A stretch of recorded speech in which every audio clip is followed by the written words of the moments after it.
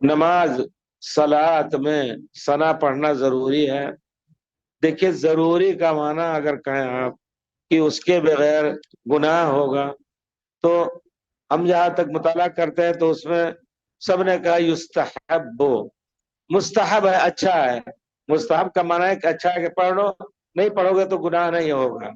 लेकिन जैसे सूर्य फातिहा के बारे में आया है, ला सलात, उसकी सलात नहीं, जिसने सूर्य फातिहा नहीं पढ़ी तो वो रुकन हो गया, अगर नहीं पढ़ी तो नमाज नहीं होगा। तो इस तरह अगर सना नहीं पढ़े, लेकिन नमाज को पूरी करने के लिए प्यारे रसूल ने जो कहा है सल्लु, सलात पढ़ो, कमा रअयतुमूनी, जैसे तुम देख रहे हो मुझे कि मैं नमाज पढ़ रहा हूँ। प्यारे रसूल खड़े होते थे तो कुछ पढ़ते थे। हजरत अबू हुरैरा पूछते हैं अल्लाह के रसूल, आप जब अल्लाह अकबर तकबीर तहरीमा कह लेते हैं, कुछ देर चुप रहते हैं, क्या पढ़ते हैं? तो प्यारे रसूल ने फरमाया अल्लाहुम्मा बाइद बैनी व बैन खताया कमा बाअद, तब मैं ये पढ़ता हूँ। इसी तरह और दूसरी दुआएं में सुब्हानक अल्लाहुम्मा हमदका।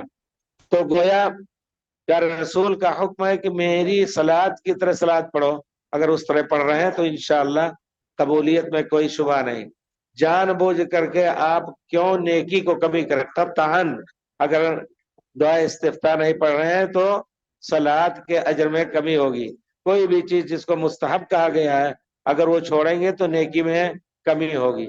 इस वजह से जरूर जल्दी ना करें आप, और सब कुछ पढ़ करके इंशाअल्लाह मुकम्मल करें सलात, ताकि सलात कितनी हम मुकम्मल कर पाते हैं पता नहीं। तो जानबूझ करके कुछ छोड़ करके और नमाज को कम करना, यह अक्लमंदी तो भी नहीं है और न सुन्नत रसूल के मुताबिक है।